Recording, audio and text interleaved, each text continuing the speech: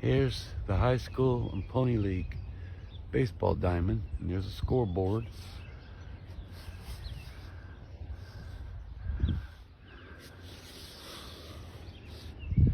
Giving you a view.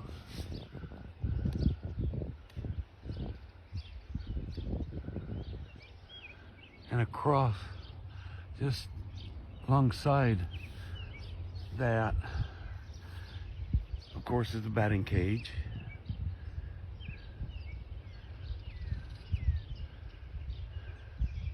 And here is a basketball court.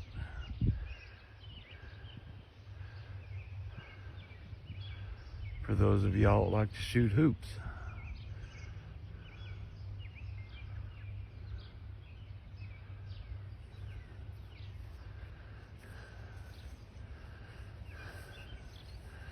Right alongside, on the other side of this basketball court,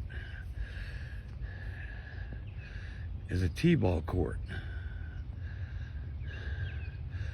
T-ball court, t-ball diamond.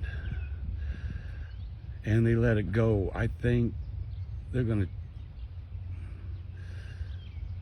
put something else there. I don't know. Looks like a pretty nice diamond to me. I think they ought to take care of it better.